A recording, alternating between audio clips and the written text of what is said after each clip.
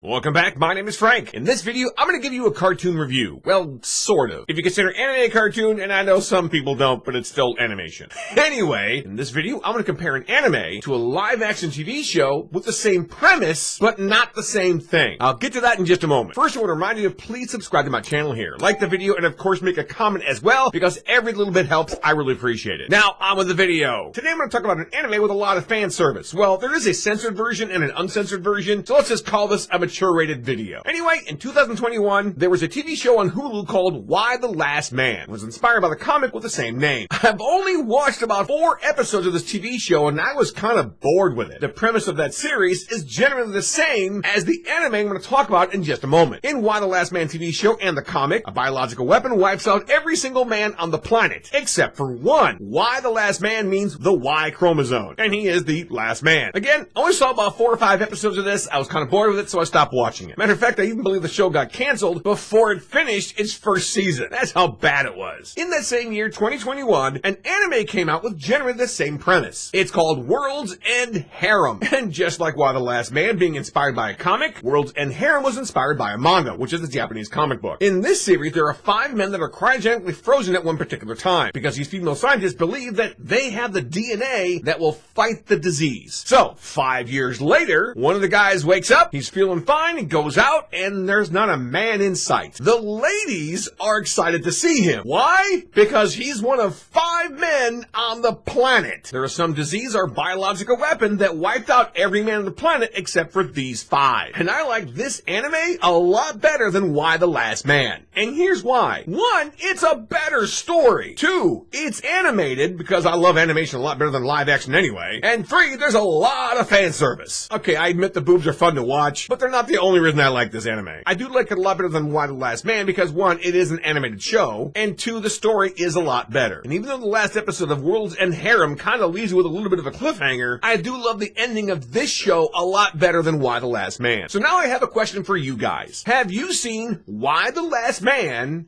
And have you seen World's End Harem? Remember, there is an uncensored version and a censored version. I particularly like the uncensored version myself, but that's just me. So please, comment below the video and let me know if you've seen Y: The Last Man or World's End Harem, the anime. I want to hear from you. Oh, and by the way, if you have an anime or a cartoon that you would like me to watch and check out and do a review of, comment below the video and let me know, because I'd love to hear from you guys. That's all for now. Thanks all for watching. Bye-bye.